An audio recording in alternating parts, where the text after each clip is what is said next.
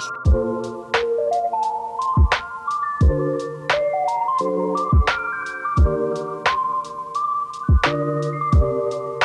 The Open Mic Podcast. Like, oh, okay. Like the weird, After like Laughter. 80s fusion type, pop, disco fusion type stuff. she has it. Yeah, all of that. It was initially supposed to be, apparently, a Paramore album. So it has the aspects of interesting. it being a Paramore album. Okay. But with more heavily, like, just Hayley Williams influence, I guess. Oh, that's very interesting. Dude, it's good. It Yeah. has some major highlights. Okay. Like, I think it's the best album of the year. Yeah. Yeah. That's- I don't know what else has come out this year, but I think it is. was You're gonna only say- in one of my ears. Some of them have shorts in them, some of them don't. You put the mic into your face as if you're about to Yo, bite mama. it. Okay. Is this close enough? Yeah, that is. That's Good great. job. Can you hear yourself? Yeah. I think we are does this do? What both did you just tracking. do? It's tracking. Good job. No. You're trying to get it to come in both of your ears? I mean, if you want to. It's not going to happen, bro. I can tell. This is only for your playback. It's not for the recording purposes. I know, but I would rather have it in both of my ears. Fair. Absolutely. I completely No, agree. it's just That's one. why I changed headphones, so I grabbed ones that have both ears. Give me those ones. Well, you could say please. Please. Oh, my goodness. Teenagers. Sorry. Wait, are you I'm a not. teenager still? Did you turn 20 yet? Yeah. Holy In crap. January. Check. Wow. I'm old. Okay, wait, say something. Hi, something. It's in both my ears, but the audio quality is like, it's not in both my ears anymore. It's like 1,000 times worse. You're doing so good. That's fine. That's close enough. Ew, Tom. You're welcome. Just hacking into the freaking microphone is crazy. Well, I was clearing my throat. Technically, we haven't started yet, even though it's recording.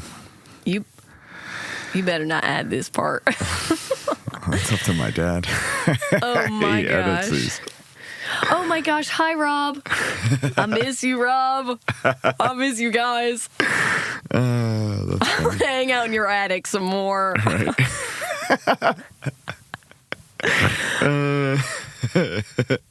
You know what I should do? Like, oh, like this. Yeah? Then I can see you better. Yeah. Word. Rob, for the listener, I just moved the microphone so it's a little bit at an angle so I can see Tom instead of Yeah. it being blocked by all the arms of the microphones. Too many arms. In the arms of the microphones. Oh. They're blocking The way. the way. Did you get new glasses? They're my backup pair because mine broke. Oh, what did you do? I like them. They're nice. Thanks. Uh-huh. Thanks. What did you do to them? Well, your non-backup pair. yeah, the the first like round. little plastic part that goes on your nose, like the silicone rubber, pads. whatever. The pad, it broke off, and That's it was annoying. not attachable again. It was like a little Lego hand, Yeah. and one of the Lego hand parts broke off, so it wouldn't like clip back on Okay. to I get what you're saying. the yeah. nose piece. And my car broke down, and my job was going really sucky that week, and school had just started, and I was like freaking out. Man, Then my glasses broke, and I was like, maybe I it was a am good not week. supposed to be here anymore. No, it was just Like- it was just a week to let you know you're alive. Show That's you. a good way to put it. Start feeling existential. This is life. Good job. Well, that sucks. I'm sorry to hear that. Oh yeah, Yeah. did you find a car yet? No, but my car drives, and so my Mr. Phil is kind of like My Mr. Phil. my Mr. Phil is kind of like just drive it until it dies, and Yeah. then we'll figure it out. Which is works. one strategy, but I'm just worried that it could, because he's basically like, well, it could be 2 years or 2 months. Yeah. Okay, Uh-huh. I guess we're playing roulette. I mean, you save money that way. This way you can start saving up more, Yeah. which I'm sure he probably That's what went he's- on about, right? Yeah. As far as his line of reasoning and thinking. Yes. That sounds like a Dad Phil thing to do. This is ASMR for children now. Not for adults. No. Well, kids like keys, don't they? Well, kids like keys. I don't know. I don't have kids yet. Hey, isn't it about time? It's been 2 years. I know, man. I know. We're trying to get into the house. The house is taking difficult. Longer than... Yeah. Probably wise. Ideally, we'd like to get in the house, especially with the dogs, having to take them out the way we have to because we have to walk them to take them out. So it would just be nice if we were in the house. So that's what we're kind of waiting for. That's smart. But it's still the goal. It's still the plan. Originally, we said like a year. I remember. Yeah. Something along the lines. Oh, man. Time's flying. Welcome back to another episode of the Open Mic Podcast with me, your host, Tom Hirst, brought to you by Richland Source Newsroom After Hours. Today we have Grace McClenathan, Hanathan, Banathan. Grace in the studio. Hello. Introduce yourself, Grace. Hi, I'm Grace McClenathan. Nope, that wasn't it. Oh, McCracken. Yeah. Grace McCracken. Good job. Funny part is all of that beforehand is probably going to be in Good. the beginning of this. Even when I said Jack. Well, you just said it again, and My this mom's part's gonna definitely listen to giving this, you. bro. Well, that's your fault. She's not going to like it. Good. Hopefully, she yells at you. She'll probably hit me. Yeah, I mean, like in a nice way. No, she's definitely gonna hit you. Yeah, no, like, but in like a motherly way, not like a hit me.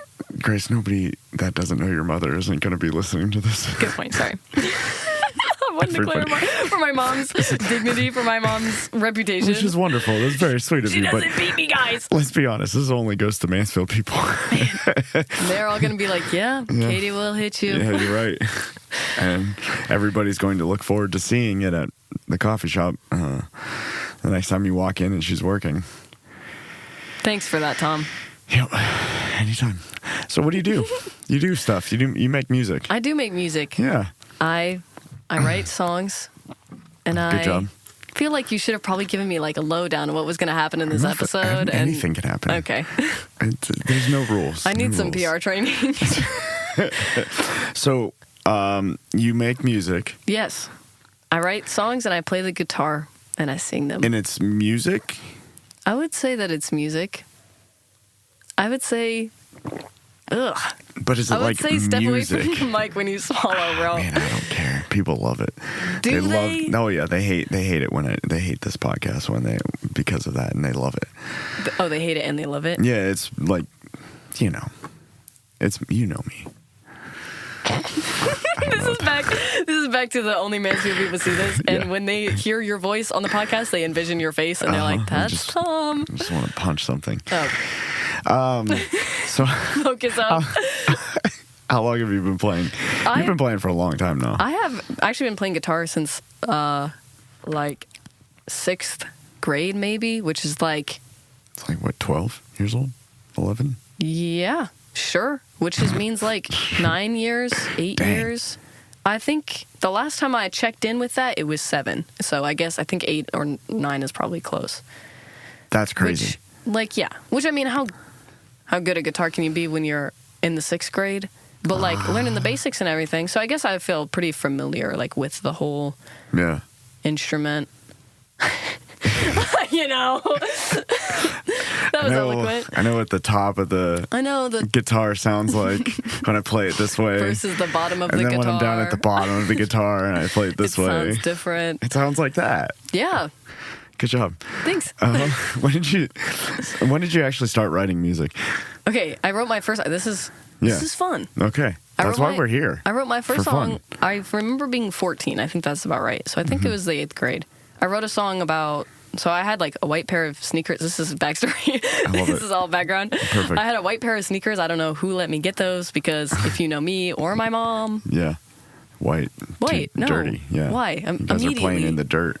The dirt, you get spaghetti on them or something. I was just going to say spaghetti. Dude, literally, I have a pair of tennis shoes that are white, like the sole is white, and I have spaghetti on it. Seriously. It's like on the side. And I would wear them to matches, and I never cleaned them off. Of course. Why would you? I don't understand. Cleaning stuff? Cleaning. Yeah, well, no, stuff, yes. Shoes, no. I mean, like, I get not cleaning the dirt off of them, maybe. Yeah. But, like, the spaghetti, Yeah, who cares? No, like clean the spaghetti off is what I'm saying. That's character. Okay. What about like dog poop?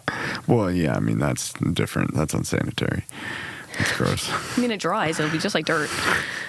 Yeah, then you take it outside and you clap them. Yeah. And all the poop chunks fall out. Fly everywhere. Of the bottom cracks. What are those called? The tread. Tread. Mm-hmm. Good job.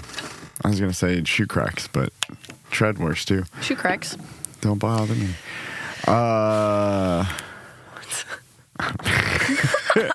Okay. What are we talking about? We're talking about me, Tom. Yeah. You were telling your story about your white shoes in 8th grade. I was sitting outside. Were they K-Swisses? The case what? Were they K-Swisses? I don't know what that means. Okay. Well, wow. It's a brand of shoe. My bad. I think they were Brooks or something. I don't know what that means. It's a brand of shoe. I was practicing guitar, and then, it was like summer evening, and so the fireflies were out. Oh, that's cute. Well, a firefly flew into the hole of my guitar, and I kept on like shaking it to try to get it out. Yeah. Never got it out. I think it died in there. Yeah. And then Tragic. I'm like freaking out. I'm like, oh, this is so funny. This firefly just flew into the hole of my guitar and died for my music. And I can't get it.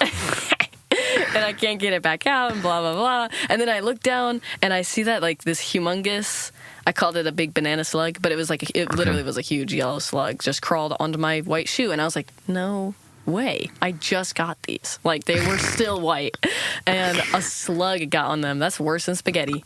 Yeah. How are you supposed to predict a slug? That's and gross. like, how long was I not paying attention for a slug to climb up on my shoe? Pretty long. I mean, unless it was a fast slug. Don't know if those exist. It's got to be a fast slug somewhere. Maybe. I mean, do they have slug races? I think that they made a movie about that, but with snails, called Turbo. Oh yeah, they did. Yeah, they did. Maybe you had turbo on your foot. Is maybe that what the song was called? Turbo on my foot. Remember you were telling us about the first song you wrote. So I wrote a song about that moment called Little Lightning Bug. Oh. And I don't remember how to play it anymore, but it was probably a C, a G, and an A or something like that. Yeah, and then simpletons. And my mom was like so amazed. I just kind of came up with it. And I've literally just sang about all the events I just told you. I sang about it in the exact same order and said it the exact same way. Like if I would be able to remember the song, it would be like, oh, I know exactly what happens in the song. Yeah. It's like when artists go up and they're like, this next song is about XYZ. Yeah. And you're like, okay, that could be profound. Yeah. And then they're just like, XYZ. Mm-hmm. Yep. I'm like, okay. Yep. Thanks.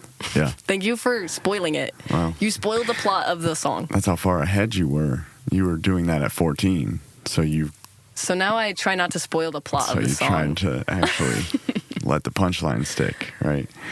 You get me, Tom. I'm here for you, Grace. I'm here for you. So, Firefly song. Firefly's it was white Little shoe Lightning slug. Bug, actually, because I called it a lightning bug. Yeah, okay. Well, it was catchier in the song. Bug. So, Little Lightning Bug. And Rob, cut this out. Cut this BS crap out. Garbage. Okay, sorry, go. So you started writing after that 14. You're writing music now all the time. Tell us, just keep talking about your music, Grace. Oh, okay. Good night. Oh, you don't want to host? Well, that's fine. No. Yeah, no, you don't.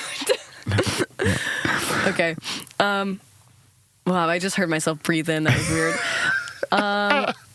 Now I write songs. So you started. So you wrote your first song. So like, did that awaken something in you? Like, I want to write music now, or did you just kind of hate it? No. Okay. So I first. Well. Okay. Fun fact: my dad kind of taught me how to play guitar because he plays guitar because he loves Bob Dylan or whatever. He's really good too. He actually is a good guitarist. Really good guitarist. And Dad, we're hyping you up right now on the podcast. First off, seriously. But he is like unexpectedly good because sometimes he'll play a song and I'll be like, what are you playing? In a bad way. I'll be like, Dad, you're messing up every single note. He knows songs since he was like 16 years old. He's played them for decades, literally, legitimately decades. And he will be messing them up. I've heard them since my childhood. Yeah. I know exactly how they're supposed to go. He'll be messing up every single note, and it'll be like the most integral part of the whole song. He'll be like, yes, this is the catchiest part, this is the solo, this is the whatever, and he'll mess up the notes. And I'm like, bro, you have played this song for 1,000 years. It's like a Johnny Cash song, so it's been around for 1,000 years. Like, you gotta just play it right. But then sometimes amazing. he'll come up with these, like, recently he's been coming up with like crazy licks where I'm like, Dad, Yeah, the thing you you need to learn how to flat pick or something, because you're gonna be like Billy String style. Ripping it. Yeah, that song that you showed me, or riff or whatever it was last time I was over your guys' house, was incredible. It was phenomenal. Dude. I thought it was something new you were working on, and I was like, no, is sick. This was Phil. Yeah, and then it's like, oh, because it doesn't sound like, again, he's a huge Bob Dylan fan. Like, Yeah, oh my. It doesn't sound like that genre or world of music. It's not what I would expect him to write. It's fantastic. I agree. Yeah. I mean, he contains multitudes. Don't get me wrong. Oh, very, most of it is very, Bob very, Dylan's, but very single-minded musically. I'm just kidding. you're like, I know he's gonna hear this. He will really shock me. Oh, for instance, so Big Thief, Yeah. essentially the female equivalent of like Townes Van Zandt or something like that. Yeah. But with her own, obviously, oddities. He was the person who introduced me to Big Thief, and I think that Big Thief has been a big influence on me musically and like lyrically. Kind of stole your heart Like, for real. I love Big Thief. in a massive way. Like, so funny story. This is going to start yapping. So the thing, when I first listened to Big Thief, it was 2020, and Dragon New War Mountain, I Believe in You just came out, and my dad, like, found it, and he was like, hey, I kind of like this band. They're kind of weird. I kind of like it. And so he sends it to me. I'm in ceramics class. I'm a sophomore in high school. Okay. I'm listening to it in ceramics. The best place to listen to yeah. odd, That makes creative sense. music. Yeah, I get 4 songs in. I get to a song called Spud Infinity, and I say, this is weird, and I don't like it. And I texted him, I'm like, this song is funny, but, like, I don't get it. Yeah. And he, first off, still brings it up. But second off, in November, me and my dad are going to see Big Thief play in Tulsa. That's awesome. And that's so cool. Dude, Yeah. I'm like, their whole discography is like, every morning I wake up and I'm like, well, which Big Thief album am I listening to today? Like, it's not even like, oh, what do I want to listen to? It's like, which Big Thief album is today feeling like? Yeah. I just swallowed into the microphone. Which I think one? I picked it up. Nope, didn't hear it. Nobody would have ever known if you didn't say anything. Which Big Thief album trends consistently in your life? Okay. I feel like what most days? What? Yeah. What I have an Big Thief answer, album but is most I'm days? going to give you some background. Wonderful. This episode is going to be just chock full. Chock full? Chock full. Okay. Chock full. This is adult ASMR now. What was I saying, bro? You just interrupted me. Big Thief album. Big that Thief album. Tracks. Or Yeah, no. That most days is which Big Thief album? Yes. Across the board, Right. typically. Statistically, if you broke them down by percentages, what percentage of the days are X album? Okay. X, Y, and Z chart. The X and Y axis. Yeah. Okay, with Z is intersecting. Okay, on the 4th dimension. Big Thief. Big Thief. So, I would say, okay, short answer. Yeah. Capacity. But, background, I think that maybe as I'm getting a little older and just a little bit more like, I don't know, not so like jump around to everything and try everything like all at once. I feel like when I first started, I think music has been a big part of my life forever, really. Right. Starting with my dad, like playing us whatever weird songs that he would listen to in the car. A lot of Bob Dylan, Townes Van Zandt, Phosphorescence was a big one I remember. Like just sticking because they have a very unique sound. Yeah. Wilco. Yeah. Wilco's a big one. Yeah. Being There is like one of my favorite albums. Wilco, that album is fire. Yeah. That album's fire, yeah. We listened to it. My dad took me driving, like practicing driving around a neighborhood for the very first time. He was like, all right, let's listen to some tunes. And he popped in the Being There CD. Yeah. And I was like, this is the life. This is and exactly the first the way song, it should be. it starts with Back in Your Old Neighborhood, the cigarettes taste so good. And we were literally in my dad's neighborhood that he grew up in. And we were driving around, not walking, we were driving. Yeah. Driving around, he'd be like, that guy got murdered. That guy's dead now. That guy's dead now. That guy stole our bikes. And I'd be like, what are you talking about, bro? And so, like, he talks about he grew up on the wrong side of the tracks, and then we were touring. I was touring his neighborhood. And I was like, dude. Yeah, that's accurate. This is scary. Like, your stories are scary. You were right. This was rough. Like, can we cross the tracks again? Because I don't want to practice here anymore. I need a cigarette. Yeah, right? Oh, my gosh. Wilco. I've never actually listened to... I know I've heard Wilco before, but I've never actually listened to any of their albums fully. Being There is good. Yeah. Being There is good. Being There is very 90s to me, I feel like. But it's like folk, rock, alternative. Probably not alternative. I guess kind of like grungy a little bit. Yeah. Like just kind of... He's going to hate that I'm describing it this way. It's just that it's like, it's like very raw, I feel like. Okay. Everything, like it's acoustic and it's acoustic, it's electric. I don't know, it's just good. I like it, it's good. It's kind of like, I don't know, I guess it has like a kind of a classic feel. Okay. Classic 90s acoustic, electric feel. It's acoustic, it's electric. It's popping. It's popping. It's vibing. It's dimming and zimming. Did that make sense? Dim sum. So we were talking about Big Thief. Yeah, Big Thief. I was just gonna say that I feel like each album. And I guess I was going to talk a little bit about like my musical background. Yeah, that's right. I asked actually a good question and then we got super sidetracked. Well, yeah. So just like being introduced to music, I especially started kind of exploring music on my own in high school, which I feel like is pretty typical. Yeah. Like everybody kind of gets free range, especially I had a phone. It's like, okay, we got Spotify Family Plan. Let's try to see who I like to listen to. Right. And it started off with a lot of musicals, if you'll believe it. No, that makes sense. Yeah. Oh. Makes perfect sense. Wow. You're my hero. So then finally I was like, wait, I want to stop being a loser. And so it's like, David Bowie. David Bowie's freaking awesome, bro. David Bowie, Pink Floyd. Blair was listening to crazy jam band stuff. Like psychedelic. He was listening to Pink Floyd. And he was like, Grace, you should totally listen to Pink Floyd. And I'm like, okay, good. Great suggestion. Yeah. And then he was like, King Crimson. And I'm like, okay, things are getting weird. Yeah, he's better like suggestion. King Gizzard and the Lizard Wizard. And I'm like, what's going on? Crumbling Castle. What's going on in that song? Right. What's happening? There's a lot of noise. Dude, and it's very long. Yeah. Really wild. Then you can't map it out exactly, but it started with that stuff. Okay. And look, David Bowie, especially, man, close to the heart. Absolutely. Huge fan.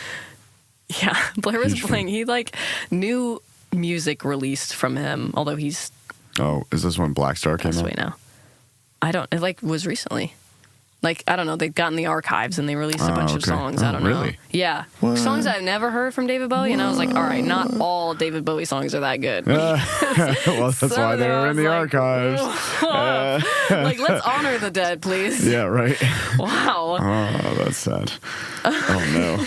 I don't know if I want to. I was about to pull up my phone and pull it up so I could listen to it later, but. I could be wrong. Maybe it might be just like a collection of his old works. Oh, okay. I'm not sure. I've never heard some of them, and I was like, wowza, this one's crazy. Anyways, nice. Yeah. So, but of course, like, I'm in high school. I'm very excitable, as you may know. And all that kind of plays into like, oh, I was not going to stay listening to one thing for too long. Yeah. I was going to make sure that I'm going to keep exploring different genres and listening to different bands. And, I only like this one song, and so I'm not going to listen to the rest of the band and whatever. And then now I feel like it's grown from like, okay, now I listen to these albums, and I know I like these albums, and I'll switch it up every day and blah, blah, blah. But now I feel like kind of lazy. Like, It's too much music. Musically lazy, because I'll be like, I know that I like Capacity, so I will listen to it. And I'm not bored of it, which I think is kind of special. Yeah. But like, that's where Big Thief has gotten me. To just not be bored of it right away. Complacent. Yeah. Complacent. I can't think of the word, but yeah. I get what you're saying. Good night. Sloth. Big Thief made me sloth. I'm going to the second circle. My gosh. Musically slothful. It's man. Like, yeah. I guess I feel like Big Thief is like a once in a generation kind of thing. Like, they're pretty special. Yeah. And they're pretty interesting folks. Big Thief, I hope you're listening. They Big Thief, I love you. Big Thief, I love you. I love you, Big Thief. I mean, hey, when you know what you like, you know what you like, and don't get me wrong. There's nothing. You don't have to branch out if you don't want to. No, it's okay, I am Grace. still. Nobody's. I am shaming still. you here. It's okay. I am. That's not what I'm saying. But I always will come back to Big Thief. So that kind of like really, really shaped your former years of your writing exploration. Then I would say that Big Thief, okay, honestly, is relatively recent, but I would say that most of the music I've written, like, legitimately, is pretty recent as well. Yeah. I think I did a lot of writing when I turned 16. That was kind of like a breaking point into actually writing music as an outlet. Again, 16, you know. Yep. You really got to get it out. Yep. So instead of journaling like a normal person, I said, you know what, I've got this thing that makes sounds. I should use it. Yep. And so that started to become pretty fun. And I think that I'm actually, I guess I never really thought about it, but I feel like looking back, it was a good way for me to be pretty articulate. Because you really do have to think about what you say. Yeah, right. And then how you say it. Right. And otherwise it'll sound crap. Yeah. So. Yeah, well, much like not only just journaling, but writing in general really forces you to wrestle and grapple with the concepts and what you actually believe. You know, really makes you suss out your thinking process, your beliefs, your whatever you're actually trying to articulate. And I think music takes it a step further because. You have to. There's only you set a melody, you set a rhythm. Like there's a structure that is open, but also kind of confined at the same time. So it's like, okay, what am I actually trying to say, and how am I going to do it with a couple verses and a chorus that continuously. It's the same thing, right?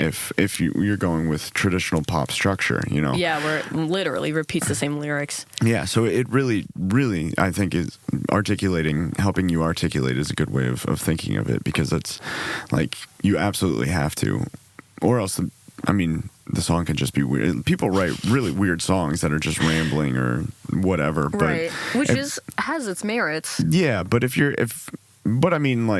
actually trying to make something that's going to resonate with a large group of people, then pop structure, pop sensibility is what does it. It's you know? proven. Yeah. It's stayed up to the test of time. Tried and true, baby boo. Tried and true. Trident. Trident. Rude. Yeah, no, Nailed it. Me and Camille had talked about this before because she, for anyone who doesn't know, she does poetry. Yeah. And she definitely does like a more, I don't know if open verse is like the right term for it, but she doesn't like the rhyming schemes necessarily. Yeah. She said that she likes slant rhymes. I don't know what that means, but I remember her saying that. So just throw that out there. Nailed it. But you know things. Yeah, I was so smart. Good job. But she had mentioned that she feels like, you know, you've heard some of her poetry. It's kind of like very expressive, very like visceral, like take you to a moment with this kind of like weird, like floaty form sometimes. Yeah. And I think you can achieve, like, that's kind of a back to Big Thief, man. It's kind of a Big Thief thing.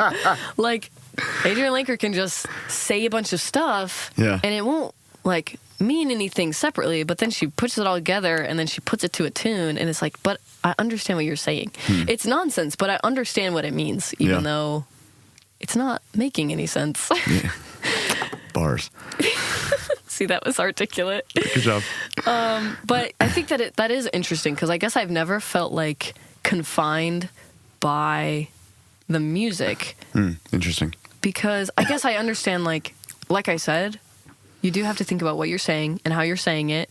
And then, like, generally, you have to rhyme sometimes. Yeah. Like, something's got to rhyme. Yeah. In some way. Some way. Because kind of the rhythmicality of the lyrics adds a lot to a song, I think. Yeah, absolutely. And, bro, you listen to Hayley Williams' new album, you'll be like, man, she nails this. And some sections, it was really sticking out to me. And I was like, this... Now we can go. Now we can finally transition from Big Thief to Hayley Williams. Fanfare. Yeah. Absolutely. Absolutely. Paramore, Hayley Williams. Love that band. You guys are fire. I love that band. But I think that I've never felt confined by it because I think what speaks more than words sometimes is the sounds. I guess, in a way. Because... Like, as far as, like, the actual, like, notes that you're playing, or everything all together? Well, so partially I think, like... The feeling that the song gives you is more important than the words that you're saying. Yeah. And the feeling that the song gives you could be built solely on the lyrics, which is a way to write and a way to make a song. And that gives it a certain quality that, like, okay, this person is maybe explaining exactly what they mean and what they feel at this time, and I relate to that, and that has merit as a song. And then there's other songs that, I mean, like, orchestra music. Yeah. Think of an orchestra. Right. No words. Yeah. Unless it's an opera. That's awesome. Then I don't understand it. But it's super cool. And that lady is speaking Latin. Yeah. But, and like, she's very loud. She's hitting the notes, though. Right. But, like, that invokes a certain feeling, and that song will give you a feeling, and I like it. Yeah. You know? Mm-hmm. Yeah. And that has a certain value as well. Like, you can achieve a lot with just the sound, just the instruments, just the music. Yeah. And then you can achieve with a lot with just the lyrics. Mm-hmm. But I think that whether you lean more one way or the other, like, obviously when you're writing a song, it's really like you have to combine the two. Mm-hmm. And I just think so, like, the feeling that the song gives you is so influenced and pulled in every direction by the words that you're saying and the tune that you give the words. Yeah. That, I don't, it's just, it can change everything. Yeah. Like, you could, I mean, I've switched around, like, one line or two lines from a verse and switch it to a different verse, and it'll change the meaning of the whole verse. Yeah. Or it'll change the meaning of the whole song. Like, it just gives it something different. Right. Does that make sense? No, absolutely. No, it absolutely does. And anybody who writes music will know exactly what you're talking about. Especially because, I mean, it's like, and I think that's part of, like, resonating also has to do with, like, symbolism and just, like, being able to, like, you know, like, certain I was watching videos on, like, symbolism in movies and stuff like that for a minute there, and they would talk about how for a minute there I got curious, and they were we were trying to come up with music video ideas for when, and I was looking at like color symbolism for stuff like that, and like certain, and it's universal but subjective too, which was interesting the way they were talking about it. But there were, certain colors that would use throughout a movie to signify like a specific action that the character was taking because of the way they were feeling, right? Mm-hmm. So it was reflecting their feelings and coming out in action and showing it with the color anytime they would do a certain thing, Mm-hmm. And I think what you're talking about that feeling that you're conveying is a lot like that. It's like the reason things can resonate.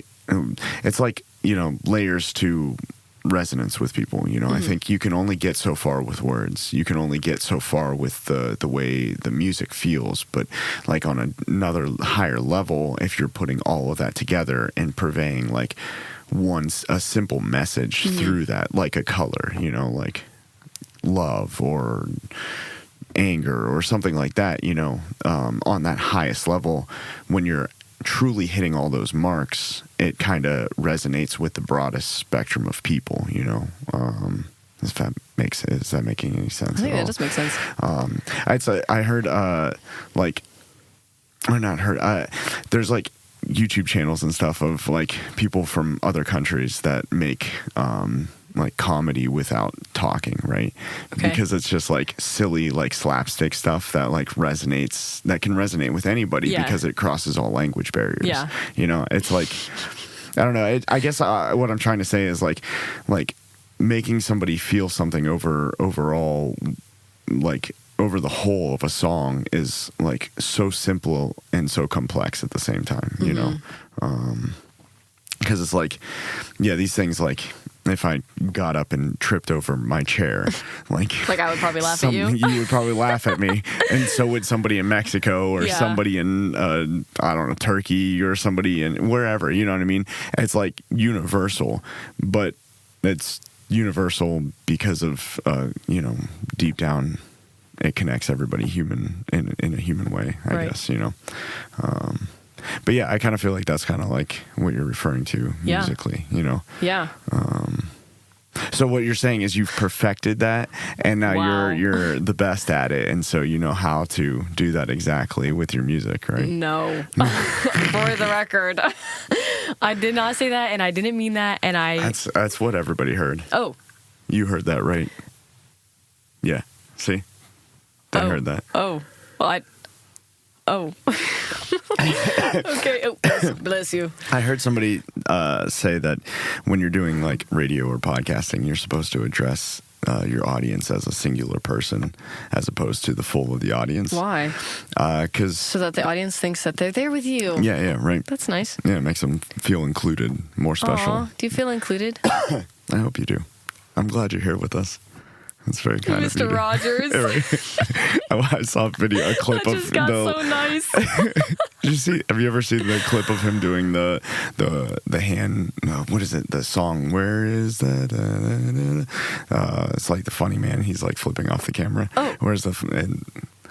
I'll show you after. It's hilarious. You're defaming Mr. Rogers? I'm not. Somebody else did it. I just saw the clip. Was, okay, not me. Man, I'm just going to show it to you. It's the internet, bro. Like, it's not... Tom. It's Mr. Rogers. He's still great. Mr. Rogers, I've read something online that was like, there was a blind girl who sent him a letter and was like, Mr. Rogers, I heard in one episode that you have a fish. Are you feeding the fish? And at the end of every episode up until then, he would just sing his outro song and he would feed the fish, but he wouldn't say anything. So she could never, heard anything. Yeah. So after that episode, allegedly, after that episode, every time that he would feed the fish, he would say, I'm feeding the fish. Aww. And that's just, I just hit a neighboring microphone. I'm talking with my hands. Katie's coming out. Anyways, Mr. Rogers, cutie patootie, sweetest man alive, potentially. Yeah. I watched a documentary about him, and I cried. Yeah, I didn't even watch Mr. Rogers as a kid, and I was like, I love him. He's great. He's fantastic.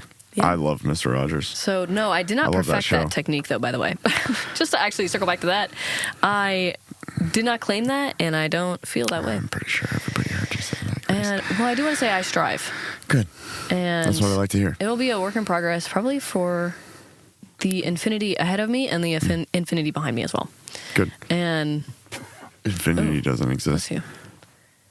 The limit does not exist, I think is what you're referring to. Yeah, whatever. Okay. Doesn't exist. Go ahead. You're talking about how you're always everything. Music in life's just a work in progress, bro. You're always He's mocking working. me, by the way. You're always working on it. He's mocking my hand motions and stuff. Oh, it was actually. I didn't even realize. Man, I'm that good. Layers.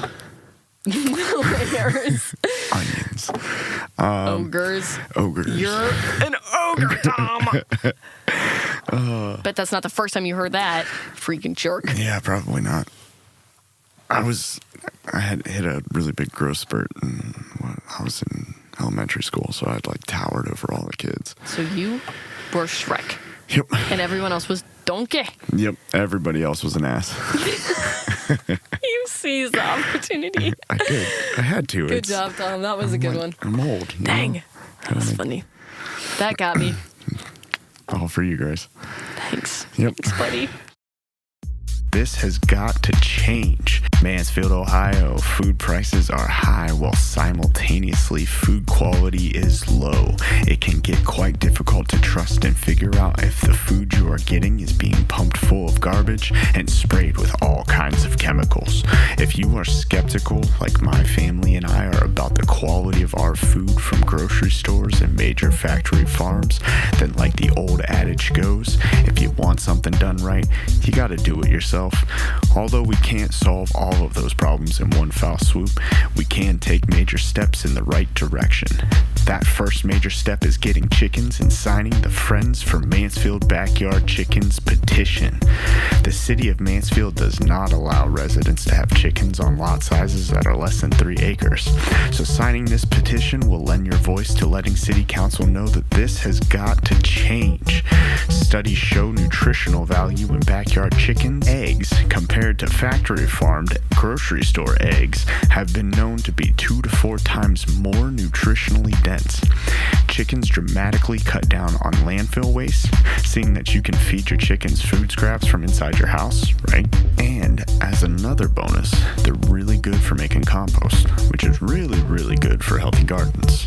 The two kind of go hand in hand. The petition will request from City Council small number of hens per property, 4 to 6, with consideration of property size.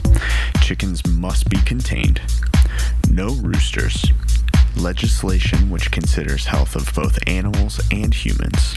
And last, cleanliness of coops and fines per day of non-compliance. If you have any questions, text the number 614-468-3032. Or for more information, and also to find the petition, go to Friends for Mansfield Backyard Chickens Facebook page. That's Friends for Mansfield Backyard Chickens on Facebook. I'll also have the link for the petition down in the bio for this episode. Please sign the petition and let Mansfield know that we need chickens. Mansfield, Ohio is the greatest city in the continental U.S. Now back to the episode. So yeah, you write music. Mm-hmm. You play music. Mm-hmm. Okay. Yeah. And I like to do that a lot, Good. Actually. Yeah. Yeah. I'm studying biology in school. Crazy. Drop out. Crazy juxtaposition. Why are you wasting your time? Thank you, Tom. Yeah. Well, I think about it.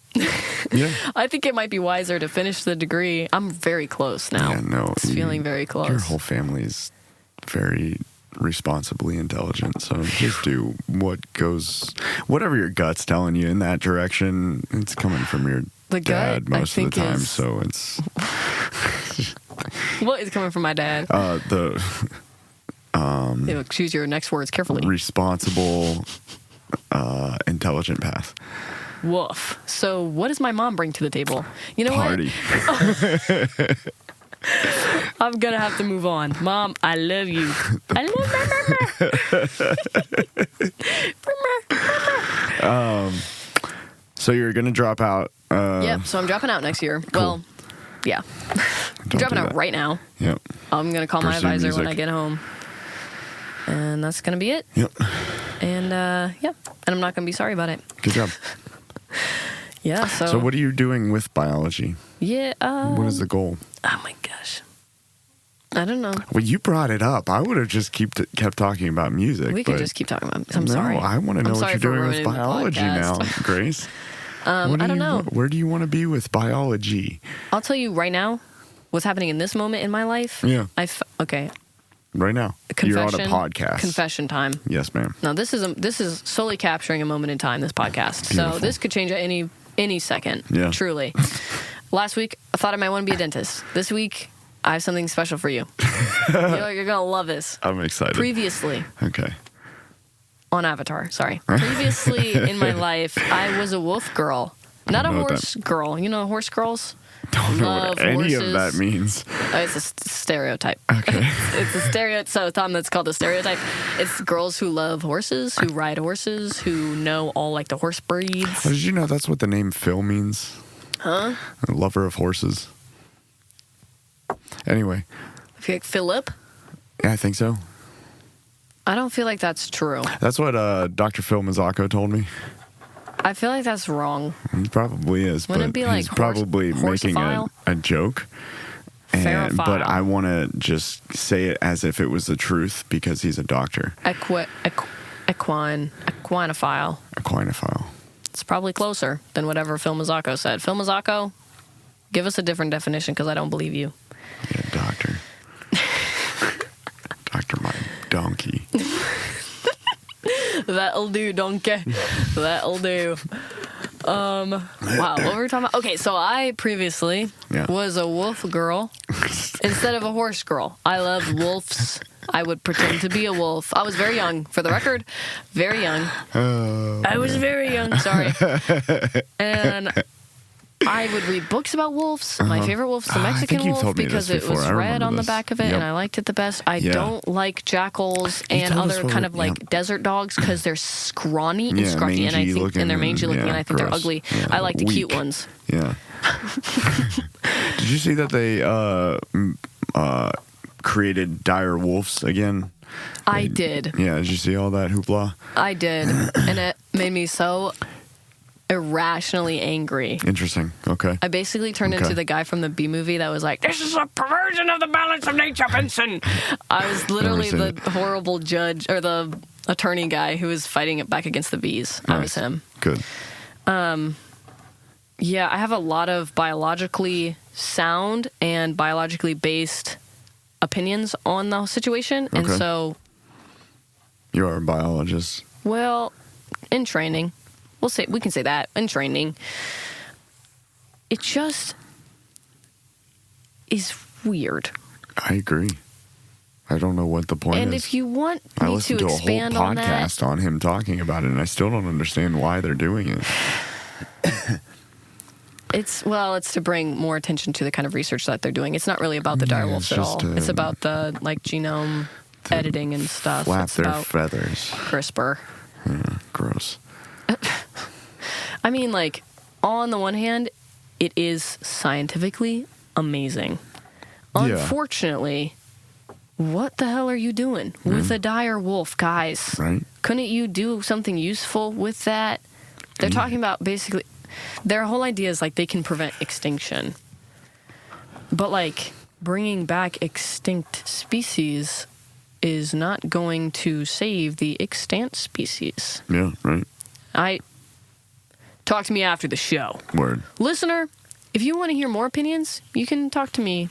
You can find me. You'll find me around town, and you can talk to me. You know where she exists. I just go into mechanics and just start ranting. Oh my gosh. You want my home address too? Good Lord. I didn't say where at or which one. Mechanics in California. Yep.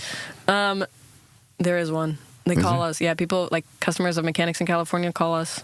and we'll be like, "Are you sure you're alone with us?" "Oh my gosh, yes, of course." You heard a door? No, Lee's just walked through the kitchen. Lee, I hope you're listening to this podcast and you see that we're talking to you. Yep, we're He's waving at you. Hi, Leafus. Lee, if you bring me some snacks, I will love you forever. Aw.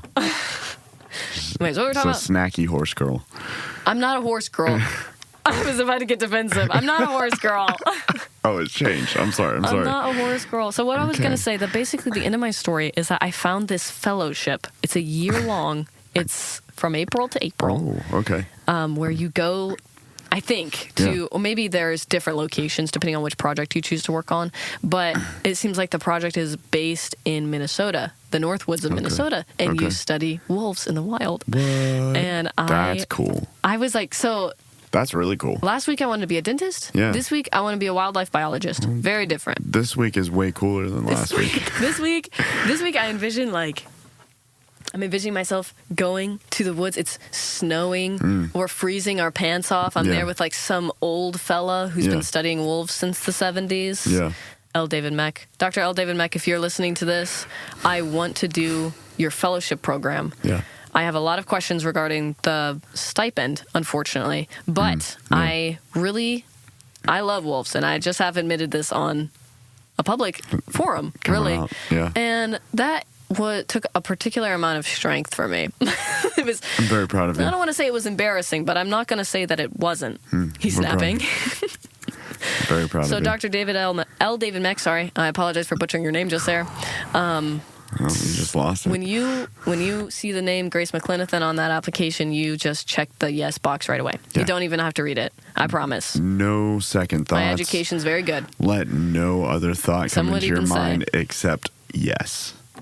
Thank you, Tom. Yeah. And see, that's a reference. Yeah. I Dr. am L. David Meck. awesome. I've done many, many, many scientific things. He made his own science. kombucha out of bones, which was... I did do that. Bone broth. One of his many experiments. I'm brilliant. Did you drink the bone kombucha? I did. Oh my gosh.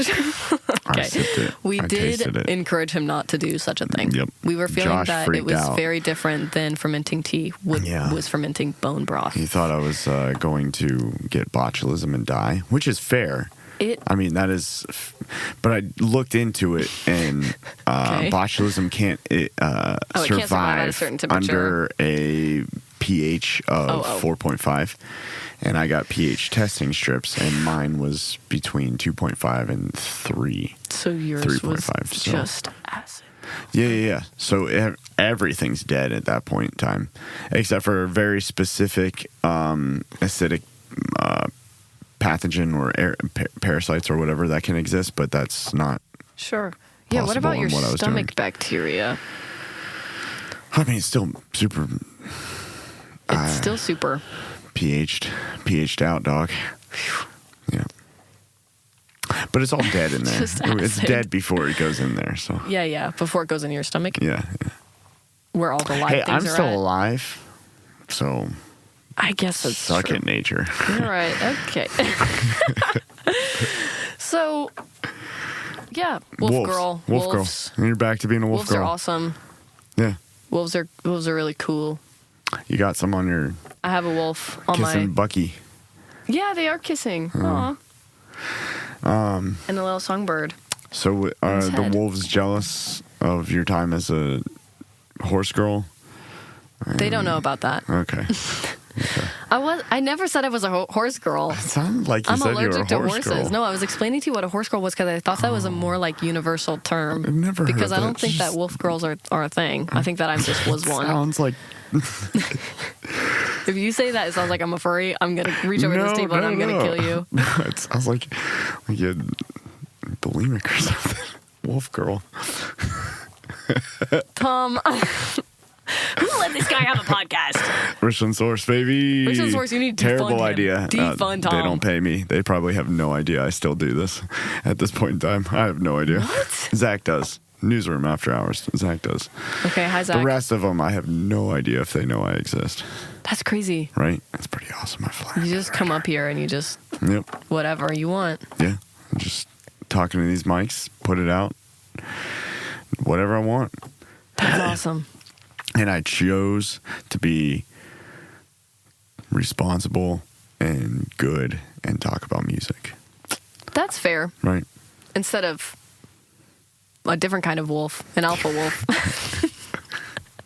Which could be the alternative. And you know what? Newsroom, after hours, Richland Source. Yeah. He also didn't let me take your snacks, which was very responsible of him. Hey, look at that. Thank you. I appreciate that. Yeah. I'm pretty sure there's cameras, so they would have saw anyway, but... Well... I still wouldn't have let you have them if there weren't, for the record. Is that count? I didn't know that there were cameras, so you kind of just, made yourself look less honest in my eyes. You know what I mean? That's fair. But performative does my honesty about the honesty not negate the lack of honesty in your mind?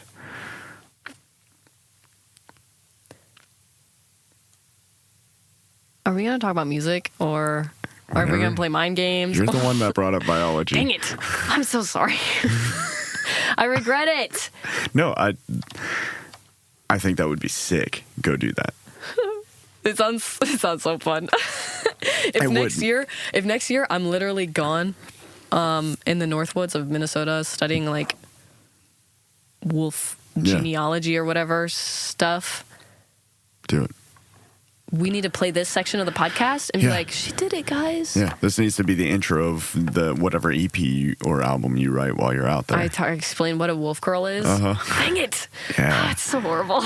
Well, you labeled yourself. I hope that I didn't even know it was a thing. It's not a thing. It's not a thing. It sounds like it's a thing. Horse girl is a thing, but it's just that I'm like a horse girl, but for wolves. That's where my parents kind of coined the term. Oh, well, of course they can. Right, because they're originals. They're really OGs. I'm not they gonna lie. Really are. No, I wanted to be a marine biologist when I was younger. So now growing up, I hate being in the ocean. So that would have sucked. I would have loved to do what you were doing. You're going to do, because I think that would be super cool. That just sounds like a lot of fun. I feel like it would be fun because that would be so sick. It would just be like, you get to just look. You just observe, lay, watch, pay attention to what their activities are, their movements. Observe, watch, and pay attention. Right. Like, I don't need to run an experiment on a rat, or I don't need to sequence their genome, CRISPR them. Yeah. I don't need to CRISPR them. I hope the scientific community starts using that. Yeah. And I'm gonna love it. I just can just look at them and be like, how do you behave in the wilderness? Like, you are a wild beast. Why do you do what you do? And what are you doing? Why do you do it? How do you do it? What's going on? I love it. And I feel like, growing up in a city, a mid-sized Midwestern city. Yeah. It's just like, all right, we got squirrels. Yep. We got coyotes. We can hear them in the woods. Yeah. We got deer. Yeah. But none of it seems quite... Possums, raccoons. Whistle pigs. Groundhog. Yeah, baby. Muskrat, oh muskrat, why do you smell so bad? Have you heard them whistle? No. Scream? No. Oh, man. They call them whistle pigs. Because they whistle and scream? Yeah. Awesome. It's the male calling for a female. No way. It's amazing. It's hilarious. Awesome. Is it okay? Is it like whoever can scream the loudest? I don't remember. It's been a minute. Okay. Yeah. Well, do some research and get back to me. Okay. Circle back around on that one. Yeah, music. Yeah, music. I'm just going to not go back to where we were. That's fine. We kind of have really had a lot. All over the place. Of sidebars. People are going to love this. This episode. This is how my life goes, guys. Oh, how are we doing on time? Oh, fantastic. I was just making sure we were still recording. I don't know. I don't pay attention to time. You just go and then you say, okay, Rob. I just let the conversation carry us wherever it goes, wherever it leads, brother. That was a very Lee thing to say. You said it in a very Lee-ish way. I did not intend that. I have only ever heard Lee talk like that. Huh. Interesting. Good job, Lee. Yeah, Lee.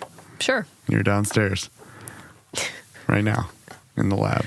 It's so true. Yeah, no. Yeah, weird, right? Like, what are you doing down there, Lee? Huh. Let us know in the comments. I was just let us know in the comments, Lee, what you're doing in the lab at 6:39 on Friday, September 12th.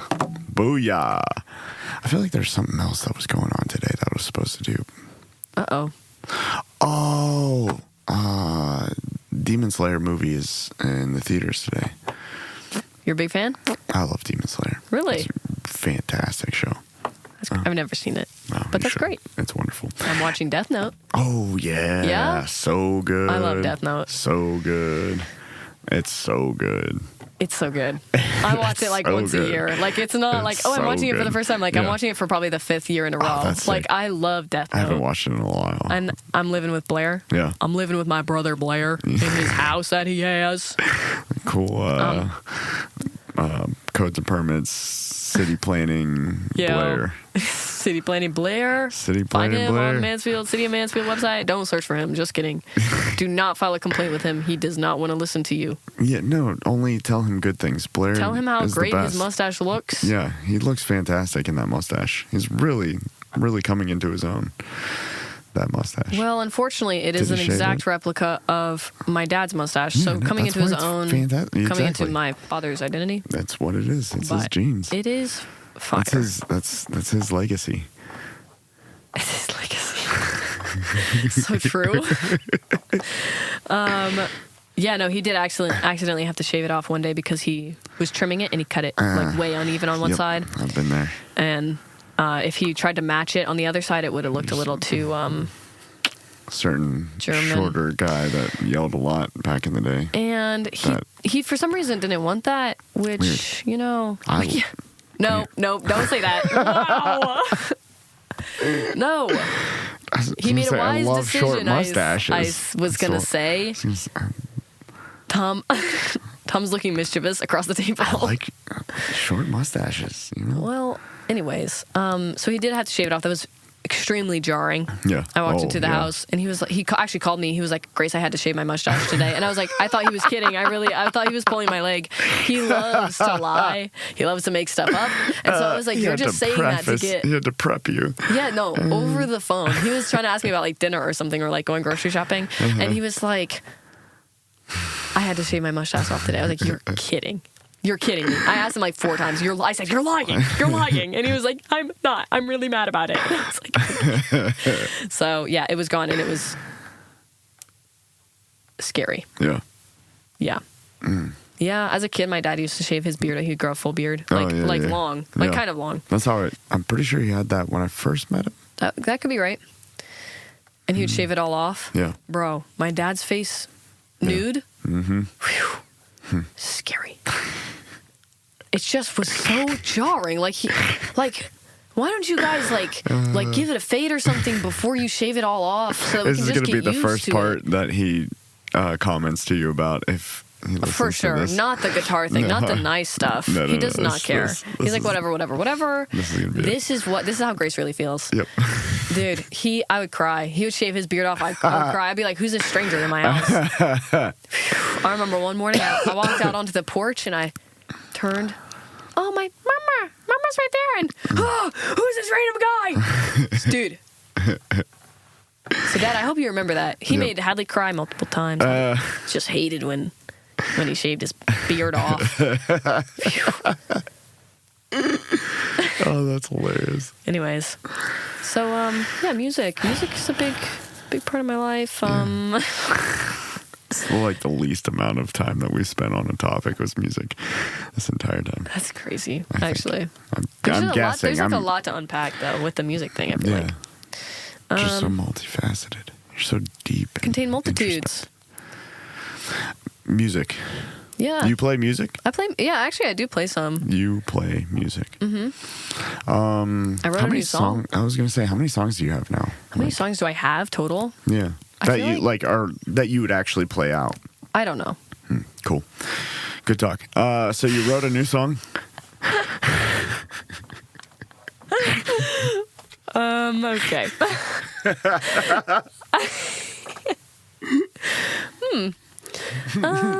Yeah. Okay. Yeah, I wrote it. Bro thinks he's so funny. I see that laugh on the don't- monitor. Yeah, you see that? Yeah, I know. That's funny. That's what I do. Okay. That's why I'm here. To entertain you. jerk. To entertain you. To entertain. That's what I do. He's talking to you guys, by the way. The you, individual you. There's only one person listening to this. You said you and you and you. There's 3 people now. Yeah. Jim, Did my math Joe, wrong. and John. John. Pretty proud of yourself for that one, didn't you? Anyways, I wrote a new song. Good job. I wanted to try something a little bit different. Okay. That's fun. I was trying to stick to like a certain idea, which was kind of an accident. Sometimes, you write a song and it's like, oh, it's all coming together. Or you're writing a song and it's like, wow, this is all so random, but it sounds good, so I'm going to go with it. Yeah. But this one I want to be kind of deliberate about, like, let's focus on one idea. Okay. Because I feel like a lot of my songs will be like, let's follow this. Okay, like, A Way That Matters is very much like we're following this season. I would say that's one of my more, like, specific songs. Yeah. Like, we're following this weather, really. And I just heard you, like, scratch your mustache. I knew you were gonna. Sorry. The second I did that, I was like, gosh, dang it. All the sounds in my ears are so distracting. Yeah. But, like, it's still kind of a longer song. It's covering a lot of ground. And it's kind of showing, like, an evolution from one thing to the next. And it kind of, like, starts... The snow melts. Yeah. It really starts when the snow melts. The snow's melting. Yeah, what is that personifying to you? Is this a legitimate question? Oh, okay. I'm going to just breeze right past that one. Thank you. And then it ends with, like, kind of a more grandiose, like, okay, we've captured a control of something. We've built a whole empire. Listen to the song, you'll understand. SoundCloud. Yeah. SoundCloud. And self-plug. That's why you're here. Can this episode be titled Grace McClenathan Loves Hayley Williams? Sure. Okay. I'll write that down in my notes. I don't have notes. He's making stuff up. He's making stuff up. You think I take notes for this? Do you sound like I'm prepared? So, control. Yeah. Empire building. Sure. Yeah. So it kind of, I don't know. And, you listen to the song, you follow it, and you're like, okay, this is where we're going. We're going from this place to this place to this place. And they're different places, but you're following the line of how you get there. And I've written songs like Killing It, I would say, is not very cohesive. Yeah. It's more like every verse is kind of dedicated to a different idea. Okay. And... Okay. I was just thinking that through. Yeah. I don't know. And so it's not very lyrically dense. So it's kind of like, get what you're saying out as quick as possible. Okay. But it has to be like the most interesting way as possible as well. Yeah. I like that song a lot. I think that's a pretty good one. A lot of how I judge if it's a good song is like, would I listen to this song? Yeah. And I think a lot of artists, I guess in my experience with like my friends at school want to write music too. And so we would send each other recordings of our songs that we wrote or songs that we're practicing or we're learning or whatever.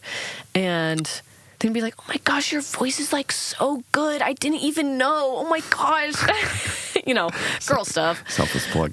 And it'd be anybody. And yeah, I had one friend in particular who we would send each other music like the most consistently. I probably have heard music from different people, but she's definitely the one, Natalie's definitely the one that stands out in my mind. And, we'd be like, oh my gosh, it's so good. And she'd be like, yeah, yours is so good too. I don't know if it was, but, of course, whatever. Yeah. Thanks, friend. Yeah, absolutely. Where's it going with this? Your writing process for the new song. Yes. So, wow, lost it. Completely lost it. Wow. Yeah, you got it back. Pick the ball back up. Woof. You're still running. No, it's gone. Wow, that was so stupid. But I just feel like... Awkward. My bad. That's my bad.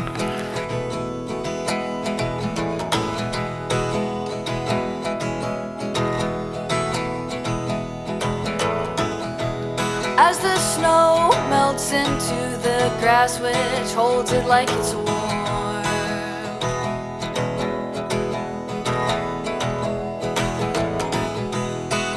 The air starts to smell like something's being born, and the green buds on the trees, and the sun helps to grow its leaves.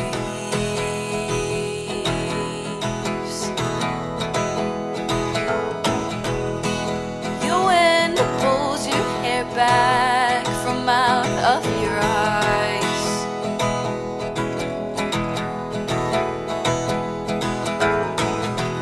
And we're wearing fewer clothes now just to feel alive. And the earth moves as it has been, and the water runs again.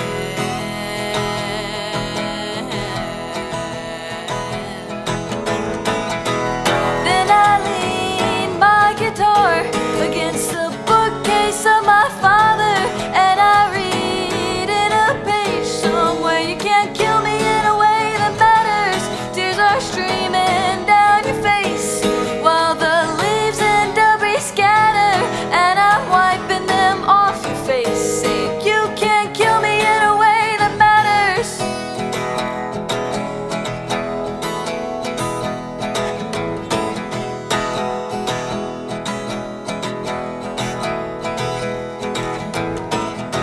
I peel the skin off an orange and I'll give my half away.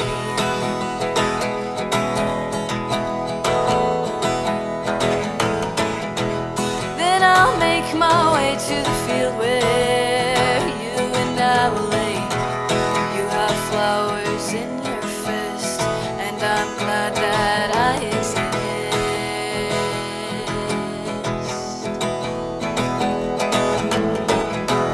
Then I lean my guitar against the bookcase of my father, and I read in a page somewhere, you can't kill me in a way that matters. Tears are streaming down your face while the leaves and debris scatter, and I'm wiping them off your face, saying you can't kill me in a way that matters.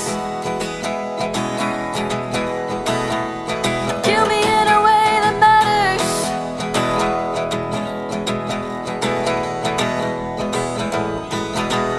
We have grown away from nothing, and now we see the stars.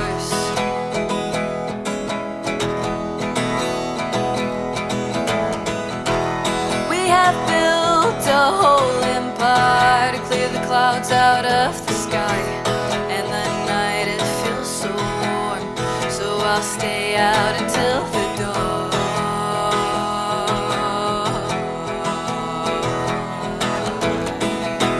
And I lean my guitar against the bookcase of my father, and I read in a page somewhere, you can't kill me in a way that matters.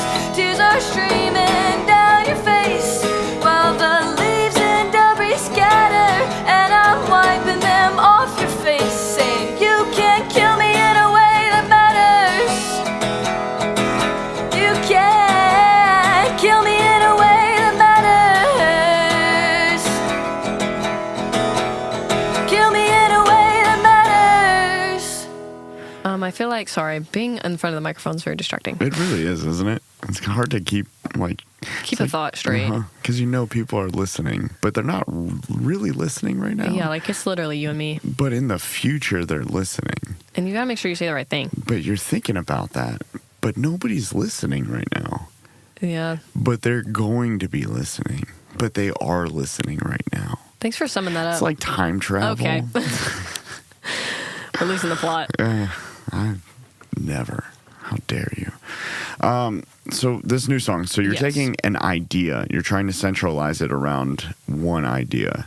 Mm-hmm. Like as far as like, so something I've been doing more recently, I've been doing a side project with a couple old friends that me and another vocalist we're going to have two vocalists.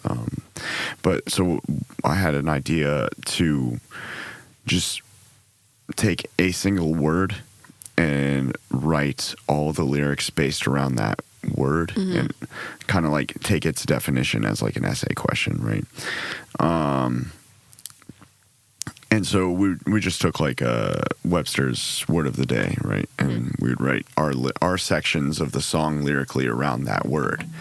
My thinking is that if we're both, even if we're writing like about, so he's writing about a story, I'm writing about a concept or whatever we write with it, it's going to be around that central word. So it's going to connect, and it's going to be a cohesive thought at the end of it. Yeah. Is it kind of like, are you approaching that idea writing from that kind of a standpoint where it's like one word or one like feeling, or is it, or which way are you taking it? Okay, that's kind of interesting. I would say probably more towards like one word. Like if I had to sum it up, so, okay, two things. We'll get back to the new song. But I think that all of my songs, what roots them is the feeling that I'm trying to evoke. Yeah. So even if like Killing It again is really a lot less cohesive than A Way That Matters or Only Everything, which is very like pop style structure and pop style lyricism generally. Yeah. Which, you know, I think I have my flares in there, but it's really just, it's like, it's a love song. Mm-hmm. And it makes sense. It's a story, whatever. Yeah. But Killing It is like,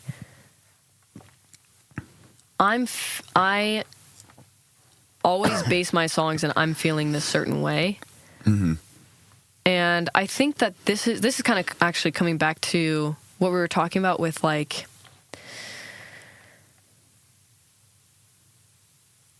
getting someone to feel something from your song, whether it's based on the musicality of it or it's based on the lyrics of it and how those two things interact. It's very complicated. Mm-hmm. And like you can never even know, like, how is someone going to interpret this song? How is someone going to feel when they listen to this song? But I think what's kind of important to me is, how am I feeling? And let me try to capture a glimpse of this in a song. Mm-hmm. And sometimes that's cohesive, and sometimes it's, I wrap my teeth around the throat. I'm killing it. Yeah. Like, it doesn't make any sense. And I've never bitten like a chicken's throat and killed it. So what does that mean? But well, that's good. I think maybe, I mean, it could be an Mr. Fox experience, you know? Yeah, it could be. I mean, don't even think about that. I love Fantastic Bone Mr. broth. Bone broth guy. But what ties the song to itself? Yeah. What's the tether is the feeling that I'm really focusing on. And I think that as I'm getting a little bit older and a little bit more like practicing songwriting more and getting better, hopefully, at writing songs, right, is practicing this focus of what specifically am I feeling and how can I extrapolate that into a full song. Yeah. And so I was experimenting, I think, a little bit with that in the new song. I'm calling it Mechanical right now. Okay. I don't know, that could very well change. Working title. We'll just call it Mechanical for the sake of simplicity. I like it. But it's focused on the journey of a raindrop, which sounds so pretentious. But it was kind of an accident because I had a first line. Okay, this is fun. This is a fun fact about me. Nobody knows this. I don't think anyone in the whole world knows this. Are you going to sneeze? Why do you look like that? I was going to say, like, exclusive versus, I don't remember what I kind of blanked out there for a second. Okay, but you looked like your eyes were glazed over, like you were going to sneeze. I was trying to think of a word, a specific word, and I couldn't think of it. Oh, this is the exclusive. So This is the special. That's what we all been waiting for, folks. Here it is. This is gonna sound so many of my songs and the just vast majority of my lyrics are actually references to other things. like to other songs, to movies, to shows, to things that people have said in public that I just remembered what they said, and I was like, that was weird and cryptic, and I'm going to put this in a song.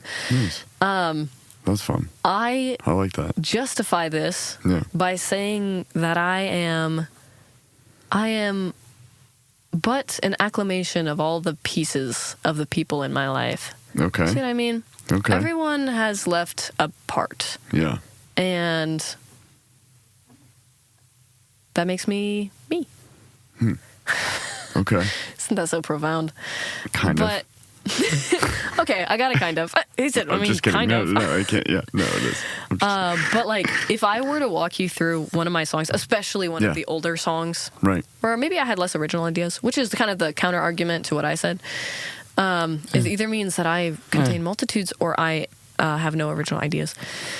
If I would walk you through one of those songs, it'd be like every line is a reference to something else. Yeah. I got a lot of lyrics from Grey's Anatomy. So I was going to say, nice. the opening line... Nice. That's awesome.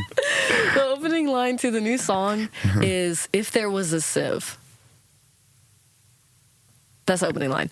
And if there was a sieve, I'd be small enough to fit through it. That's the opening 2 lines. That's how I separate them in my brain. Okay. When you hear it, you'll be like, sure.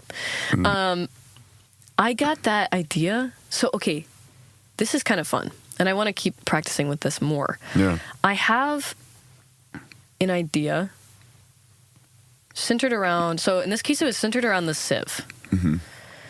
And then that kind of evoked a certain feeling in myself. I was like, imagine there was a sieve. And I'm sitting there imagining if there was a sieve. Okay. Like, just in the world. Yeah. Was if there was a sieve. Okay. Am I saying that right? I think so. Oh, good. Because I sang it in the recording that I took of it, and that'd be fell really off. awkward. No, I thought it was right. But okay. I'm like, I think that there's different ways to say it. Yeah. Sieve? Sieve. Sieve? No, sieve. It's sieve You're in the Midwest. this. Midwest America! Sieve. And then sometimes I do this, and I usually do, this is the thing, I usually do a bad job of sticking to the plan. I lose my focus. Yeah. But I usually have one idea that I kind of am drawn to, in this case, the sieve, for instance.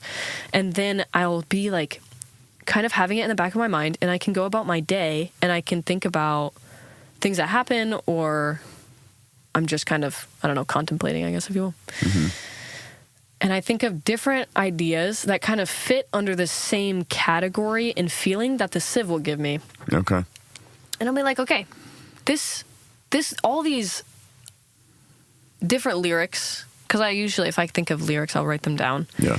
Different lyrics, different ideas, different sort of situations, all kind of fall under this same sieve category, where they feel in this certain way. And for the sieve, it's like kind of a dark blue sort of color. Yeah. So if I have an idea that's kind of that same color, yeah, if you will, then I'll be like, okay, that's going to go in the sieve category. Yeah. And I do a poor job at this, but I've done it for a lot of songs, and I'll usually stick with it for like the first verse, and then I'll be like, okay, now I'm going to go crazy. I'm going to go off on my own. Then you get bored and... Right, which is like the focus part, which I think I just need practice in. Yeah. But... so the sieve. Interesting. Yeah. I like that. Yeah. Where's it I going think with that this? made a lot of The sense. idea initially came from... Okay. I was studying music. I was not studying school. Okay. I call it studying. I just had this conversation.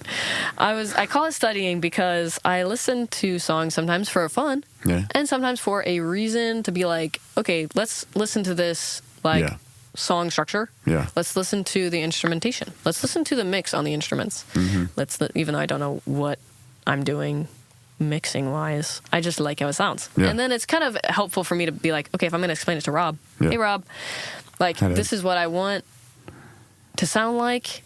It helps to have more, like, I don't know, I guess experience listening to that and paying attention to that to know how to explain it better. Yeah, exactly. So. Exactly. And then, like, lyrically, what are they talking about? How are they achieving what they're talking about? How does the song feel? So I was studying a very, very popular artist because I just don't seem to give her enough justice. Taylor Swift. Oh, interesting. I don't listen to Taylor Swift, and I feel like I should because I'm a musician, and she is second only to Billie Eilish, the biggest musician currently. I think she's still second to Billie Eilish. I could be wrong. Really? Yeah, I'm not sure. I probably shouldn't say that. I'm not sure. She was at one point. Yeah. Billie Eilish was number one. That makes sense. I do like Billie Eilish a lot, actually. And Taylor Swift, I just never got into. Yeah. And so I was like, all right, I got on Reddit. And I said, hey, Redditors. I didn't say anything. I just looked it up on the internet. And then there was somebody who already asked the question. Nice. It was like, hey, which Taylor Swift albums are the best? The first 4. Okay. Everything after Red is... Okay. I love her first 4 albums a lot. Okay. That's good. Well, so I listened to Speak Now. Okay.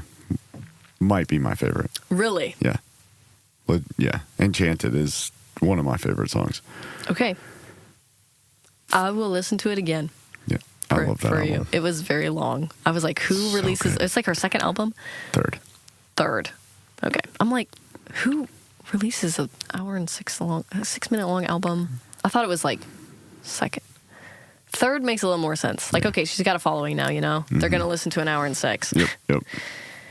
I was not prepared for it to be that long. That's fair. That is a long album. It's so good, though. So I was listening to one of the songs. I don't remember which one it is. Sorry. But okay. she mentioned something like so briefly about a sieve. And I was like, Taylor. Interesting. I really don't know what song. Maybe if I looked, I'd be able to remember. But was this all while you were thinking of Civ-related things? This is what sparked it. Oh, okay, okay. This is where the Bummer. lyric I was comes hoping from. for like some kind of interesting synchronicity there or something. Rude. I mean, it's cool Bummer. that... I was hoping it was going to be interesting, he says. That's What fine. a jacket. Oh, man. Hit her extra hard for that one, Katie. Bruh. Where is W in the alphabet? At the end. Here it is. Good job. Taylor. Miss Taylor. Glad you're in college. It's Judge Taylor. Sit down. Be quiet. All right, I'm looking. Hang on. Speak now. No. Okay. Here's the thing. I just can't take an hour and 6 minutes of breakup songs. That's fair. And... Not all of them are breakup songs. There's some good ones on there. There's either breakup or fall in love songs. Well, yeah. Yeah. I mean... Okay. Well, is it the song about her dad? Or her as a little girl and her dad on that album? Maybe. Back to December? Nope, that's a breakup one. Damn it. Sorry, excuse me. Dear John. That's it. Nope, that's also a breakup song. Yeah, okay. Innocent. I think that might be it. Maybe? Yeah, that might be it. Maybe it was that one. It's an adorable song. I don't really know which one it was. I did have favorites on this album. Yeah. I thought that the highs were pretty good. Yeah. They were like upper middle class. And the lows were like, girl, when's this song gonna be over? So that's why I'll listen to it again and I will That's fair. change my opinion, potentially. I thought Back to December was good. Yeah. And it was like, that's 3 songs in. I have it pulled up. It's 3 songs in. Yeah. And I was like, whew, this album is gonna be a bit of a challenge for me to get through, which is good for me, you know, build character. Yeah. I don't listen to Taylor Swift. I don't necessarily get it. I'm trying to put myself in 2010. Yeah. Oh, is that when that came out? Yes, October 25th. Hey, that almost makes birthday. a lot of... Yep. Oh, yeah. Thanks. I don't remember which one. I feel like it's in the back half of the album, but none of those song names are ringing a bell. Yeah. It's all right. But she mentioned something about a sieve. Yeah. And it was so like in passing. And then she kept on saying about her breakup or whatever. And I was like, but Taylor, what if there was a sieve? Yeah. And then I was like, oh my gosh, the sieve is okay, this is just going to be like a low-key a diss. This is like a Taylor Swift diss. Only Mansfield will hear this. Yeah. Hopefully. I just was like, Taylor's going to hear this. How much more interesting? She's going to... She's gonna fly her jet over here. She's gonna show me what's up.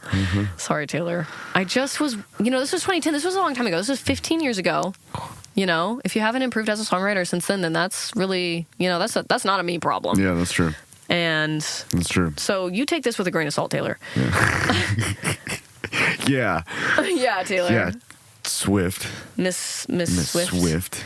Are you going to say Miss Swift, or are you going to become Mrs. Kelsey? I just can't interesting. imagine that it'll be Mrs. Kelsey. That's the question for this entry right now. I mean, definitely not her artist name. She has to stay Taylor Swift. She's probably signed to a contract for it. Does she? For sure. Dude, I've heard she does whatever she wants. Fair. Anyways. I was like, Taylor, how much more interesting of a song would this have been if you would have talked about the Civ? Yeah. Probably not, because it's probably a good song already, and you just aren't cultured. Fair enough. Can't argue with that. Hey. I can't argue with the facts. Yeah. And you know what? You're Civs. a big jerkhead, so. Yep, I love you too, Grace. So Civs. So that kind of like got the idea in your head. Out. Please don't do that. Who said that? Huh? So yeah, Civs got so that's where the idea came from for this song. So that's fun. That's cool. Yeah. And then you immediately went home and started Googling what a Civ was?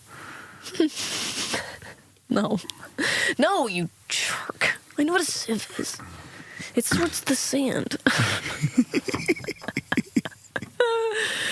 No, but actually, so I had that idea. I kind of, for a little bit, it kind of had just sat in my head, and it must have been prominent enough for me to just keep on remembering it. Because, you know, sometimes, like, you know when you think of song lyrics, like, right before you go to sleep? Yeah. And then you wake up and you don't remember them, but when you were about to fall asleep, you thought they were so good. Yep. That's why you write them down before you do. I know, I've learned that lesson. Dude, it just happened to me the other night, and I swore I was going to remember. Sometimes I do. Yeah. I swore I was going to remember it, don't remember it, and I was like, no, that one was so good. And because I didn't want to look at my phone because I was about to fall asleep and I didn't want the blue light. Yep. Been there crap. too. Yep. And I must not have had my notebook right beside me or something, or I didn't want to turn the light on. It's so stupid. I should have sacrificed my sleep for the art, you know? Yep. Well, that's why you're in college. To get smarter, so I stopped being so dumb. Nope, that's not what I was saying. Dang. That's actually a way crazier roast. You're so mean. I remember what I was going to say about my friends sending us songs. Nailed it. Good job. Okay. I was talking about I just held my hand out like to stop him. We were talking about how force choked me. I think how I determine if my song is good, air quotes. As if your friend's songs suck. Wow, not what I was going to say. Sorry, Natalie, I did not say that, by the way. If I like it and I'll listen to it, if I think that I would listen to this song, and for me, I think that's gotten a lot easier to kind of determine as I've written more songs and practiced more and all this stuff. But I was going to say that it's not like when in high school you'd send your friends your song and you'd be like, oh, your voice is so nice, blah, blah, blah. Girl stuff. Yeah. But then you'd listen back to the recording and you'd be like, ugh. It's like hearing your voice in recordings when you're talking, hearing your voice when you're singing, and it's like, woof. For the first several years, it was like, woof. And I finally have gotten over it. When I listen to it, I feel like very vocally neutral, you know? Like About yourself? About my own voice, okay. I got you. Yeah. Like listening to my own voice. Yeah. Very much like, I don't necessarily recognize it as my own voice and get embarrassed about it. It's just there. Yeah. And, you know, like, recording with you guys kind of changed the perspective on that a little bit, because you have to listen for, like, what is good? What was good about that take vocally? Yeah. And it's just different. You just really have to pay attention. And you really have to get okay with listening to your voice really quick. Yeah. So I would say now, like, I like a lot of my songs and I would listen to them, even though it's my own voice, which maybe is conceited, but, like, if you don't like what you're making... Yeah, why are you making it? Why make it? Yeah, right. If it's not something you're enjoying.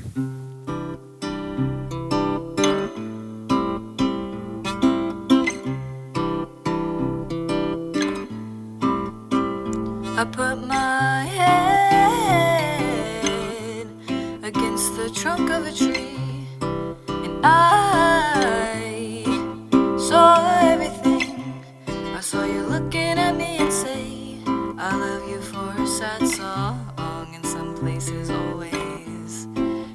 heartbeat away. I said, how do you know what's real and what is fake? And you said it just is. I said, I wish I was in love with you again. And I said softly something like, I'm sorry I haven't said much, I don't know what to say. I wish you'd say softly something like, I wish that you'd say too much, I just want you to stay.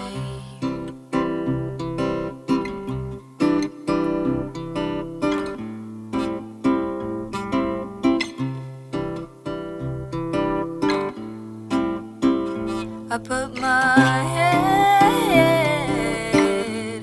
against the trunk of a tree, and I saw everything. I saw you with your back turned, and asked as you go, oh, you said, how do you know what's real and what is fake? And I said, it just is. I said, I wish I was in love with you again. And I said softly something like, I'm sorry I haven't said much, I don't know what to say. I wish you'd say softly something like, I wish that you'd say too much, I just want you to stay.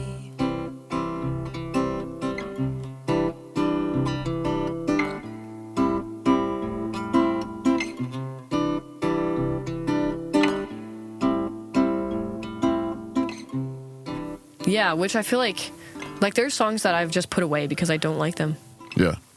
Like they're not turning out. Or, yeah. Which actually Mechanical is like, it's kind of in this maybe changing point where I feel like as it stands right now, it's not complete. And as it stands right now, I could put it away so easily, like so quickly. I could just put it away and be like, it's not like fleshed out the way that I want it to. So okay. I don't like it. Yeah. And it's kind of like the chord progression is kind of peculiar. Okay. And so that makes it, I don't want to say difficult to listen to, but for me, it's like, do I want to change it? Would I like it better if it was, basically if it was like more pop-ish? Yeah. And I feel like that's kind of a lazy way to go. So I'm really trying to stick with it, like trying to go with this sort of weird chord progression. And it resolves at the end of the song. So I have two chord progressions going, and they're separated by like a hard stop, where Okay. it's just one for the entire time, and there's no chorus, and it's just straight into the next chord progression. Okay. I'll send it to you. Yeah. Sounds good. But the first chord progression is like fine, but it's like the whole song I'm waiting for the second one, because the second one is more of a revolution. Whoa, is more of a resolution, so it's more satisfying to listen to. Yeah. Like it's in a major key, Okay. and the other is in a minor, I think. So Yeah. it just is more satisfying to listen to because of the way that it is. Because of the way that it is. Because of really. the way that it is. And Can you tease that chord progression in the first progression at all? I can tell you tease what the notes are. No, I mean just like as far as like in your writing process, I'm saying like. Oh, what do you mean? Like, can you add that second chord progression? Could you add some of those chords into the first I see what you're progression saying. to tease the second progression? That would make it more interesting for you. I haven't tried it too much. Yeah. I because I know it's not finished. Yeah. I just need to sit down with it some more and look at it. But what I want to do is have a solo in that middle part, separating the two interesting. progressions, Okay. kind of switching it from the first to the second. Yeah. Which I just am not sure how skilled of a guitarist I am to be able to do that. But fun fact about me, I've been playing for potentially 9 years, and I'm not all that great at guitar. Pretty clean, not all that great. But You're solid. You're a very solid player. I'd say it's solid. But I'm not a soloist. Well, it's not something you've worked on. That's true. So this is my time to practice soloing. Yeah.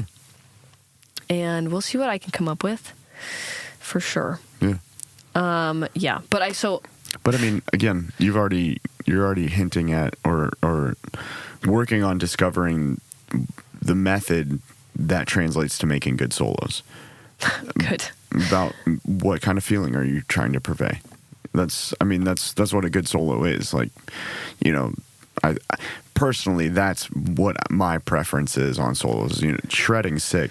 That's cool and all. But like, if somebody can make you feel something with a solo, like that's awesome. You know, that's to me a great solo. So you're already figuring it out.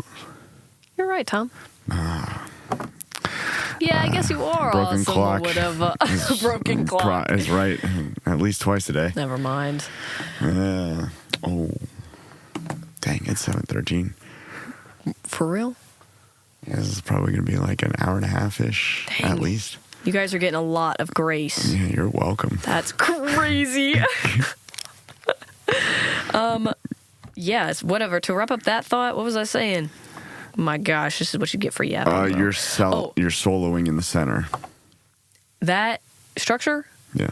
I'm going to call it a reference. Some people may call it a direct copy ripoff, but so is every single pop song structure, so what's the freaking difference? Yeah. Big Thief's Coma from Capacity. Nice. Starts off so sad. Yeah. So slow as well, which I have the tempos the same on like either side of the song, if you will. Okay. But how they do it, really slow in the beginning, so sad. Whew. You can wake up now, mama. Oh. Dang. And then little solo, but it's like a picking pattern that she sort of changes from like she's strumming in the first half and she changes to a picking pattern, which is like more kind of excited, I guess. Yeah. And then changes the chord progression in the second half. But I like that idea because I can pick. I can do that. So I'm like, okay, I don't have to solo. I don't have to like flat pick like Billy Strings again. But I can do some kind of picking pattern and move around the neck a little bit, and that could be enough. So we'll see what I can come up with, though. That's only enough if you like it. And that's, and again, that's the thing. Yeah. That sounds cool. I like that. Especially the picking as a solo aspect. Like, I feel like... I think that's fun. Adrian Lanker does that all the time. Okay, don't even get me started. Not. Sorry, Adrian. You're off the table today. Dude, we talked so much about you, Adrian. Sorry, man. You just gotta... Or woman. I don't know who that is. Wow. He is a fake fan. Sorry, dog. Not my best moment. What can I say? You said, sorry, dog. The gender neutral. Sorry, bro. Sorry, dog. Sorry, dog. It'll be a no for me, dog. That's funny. What's next on the horizon for Grace McClenathan? I don't know. Musically, we know we get it. You're in biology college. We understand. Oh, okay. Sorry, it's the only other big thing in my life. Bro, it's sucking away my soul. Yeah, I told you to drop out. What the heck? What's next? I don't know. I will continue to play shows around town. Got any coming up? No. Oh, man. Which is a lot of, I wait and see. As Aaron Burr in the musical Hamilton. Yeah. I wait for it. Yeah. And that one hurt. And do I think I should be more proactive? Yes. Yeah. Will I? Probably not. It's up for debate. I guess I don't think I know how. Because, Braxton at the tea shop, he'll just let me know when he needs a person to come in. And he hopefully knows that I'll say yes every time. I have so far. Yeah. And that's fine. I'll just wait for him to have a slot open. He likes to have lots of different local musicians come by and all this stuff. Yeah. That's fine. I played at La Luna, and I think Aurelio does want to have me back. Nice. But he did not give me a date for that. Yeah. But he wants me to do a round table. And the Knights and the Arthur round table kind of... discussion? No. You're interrupting me. Sorry. Painfully slow at getting to the point. Set. Where he wants to have me and two other artists, and then I play a song, and the next person plays a song, and the next person plays a song. Battle, battle show. Sure. When on tour bands used to, they'd call them battle sets, where like all of the bands that were on the tour would set up at the same time if it was like a big gymnasium or something like that, and they would play a song and then the next band would play a song and the next band would play a song. Then yeah, that's what it is. Yeah. That's cool. Right. I don't know if that's like universally a thing or if that's just like what like hardcore stuff. Yeah, like hardcore bands and punk bands would do, but that sounds pretty much it. Right. Except La Luna's a lot smaller of a space, but yeah, essentially the same. Yeah. Which is for acoustics. Right. Yeah. That's pretty cool. neat. Yeah, right. I did play at La Luna a couple weeks ago, and it was very fun. For the record, Aurelio, it was actually the most fun show I've played so far. Yeah. Yeah. Oh, dude. good. I thought I was like John Mulaney, Comedian of the Year. No. Yeah. But you were? Dude, I thought I was. I was cracking myself up. And, my mom laughs real loud. No. And, Faith Velp was there. She laughs real loud. And Camille laughs real loud. And that was boosting my confidence up there because I could hear them. Straight to the moon. Dude, I was straight to the moon. Zing! My brother, Blair, was just cracking. He looked like he was going to cry. Oh. Because Faith was making him laugh, not because of me. Because Faith is super funny. Good job, Faith. Yeah, good job, Faith. Because honestly, I have one recording of like I was like, I was like saying something to the audience, and I was like, does that make sense? And she was like, yeah, I get you. She said, I'm picking it up, or something like that. And she said, yeah, I get it. It's like, what? And I just thought it was so funny. Good job. Yeah, it was really cracking me up, actually. Yeah. So, most fun show I've played so far, for sure, which I feel like every show has been more fun since the start. Yeah. You're getting more comfortable. You're getting a lot more comfortable. That's a big part of it. It really is. That one. The more you can relax and be yourself, the more fun it is. I couldn't have guessed what was going to come out of my mouth next. I was as shocked as the audience. I was like, wowza. And you know what? A bunch of the kids from the Mothership came, and they're very much like not my crowd. Yeah. Like, they've never heard my music before. Yeah. They came for Madison Shilladay. Oh, yeah. And I didn't know what to expect from that at all. And they were very stone-faced. Yeah. But I was up on stage and I was like, hey, everybody in the back who's not laughing, accidentally all of the Mothership guys, sorry, by the way. I was like, hey, everyone who's not laughing, hope you're having a good time because I'm having a great time. Something like that. And I just like kept on going, kept on cracking up. Good job, and Grace. I just thought that was way to get him. Yeah, I really showed them. Yeah, you really did. Yeah. Good job. Thanks. There's a guy afterwards. He was in a Dinosaur Jr. shirt. He came up to me afterwards. I swallowed right into the microphone. Like, I took a huge gulp of water. I leaned into the microphone and I just gulped. And he was like, by the way, I thought that was really funny. And I was like, oh. I was like, oh. I was like, thank you. He was like, bro. yeah, no, I thought it was awesome. Thanks. None of your friends thought I was funny. Well, hopefully they like the music. You're not a comedian. I am. That's true. You really are. Thanks. Good job, Grace. Tom signed a contract where he's not allowed to badmouth me on the podcast. I would never. Exactly. Never have. Never would. Wouldn't dream of it. Even a little bit. Nope. That's nice. Don't think it's possible. That's nice. Yeah. That's a lie because I know that when he comes over to my house for freaking Thanksgiving that he literally says stuff about how we're like stinky and whatever. Just Mikey. He's a teenager. Bro. One day he did take his shoes off and I was like, no way. Like, this is a cartoon. This is a movie. It's that bad. I just noticed it, and I was like, are people's feet really stinky? Like, I guess I don't feel like mine are. It has to be like a really bad day for my feet to be stinky. But then Mike took his shoes. Mike is a teenager boy. Yeah. Teenager boy. So, it's just really like, I'm saying for the audience. Yeah, I'm saying for you. Yeah, for you.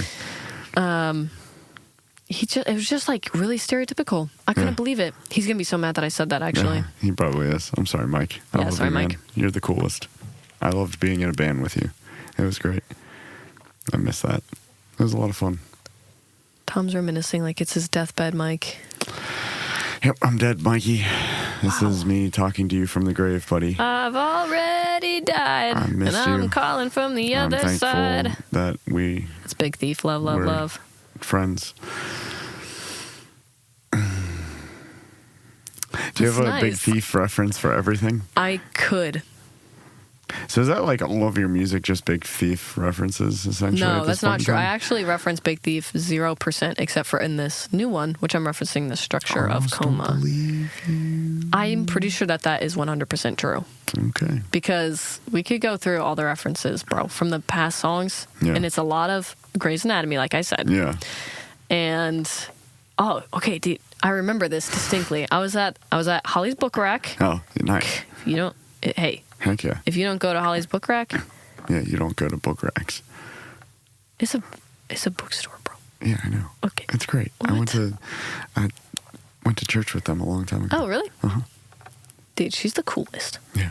I like Holly. Miss Holly. I miss Holly. I was in there and I was looking at books that I probably didn't buy or read, and there was this old lady who was in there, and I remember her. She was like whispering to her other old lady friend, and she was like, "She's got trouble in her. She reads," or something like that. Or she reads, she's got trouble in her. And it was just cryptic enough. Yeah. Like, she was probably dissing on this girl, like, randomly. Like, probably like, yeah, she's just always causing trouble. She's a troublemaker kid, blah, blah, blah. But what I heard, that little snippet of what I heard, Yeah. she reads, she's got trouble in her. Uh-huh. I was like, it's so cryptic. That's a great word. That's a great line. Just good enough. Uh-huh. It's a great line. I haven't used that one, so nobody steal it. But This is the honor system here. We know. We will know. this is dated and timed. Yep, we will come for your neck. Wow. And yeah, but I did think that was fun. So sometimes it'll be stuff like that where I'm like, oh, this was an interesting line. That's My pretty coworker says she talks about her passion for the day a lot. That's going into a new category of ideas. I started making a list today. I have it with me, That's awesome. actually. Do you have a, I have it on a sticky note that I got from work. Say, are you going to make a spreadsheet? Yeah. Okay. I'll read these. Just because I'm on the podcast, and this is fun. Perfect.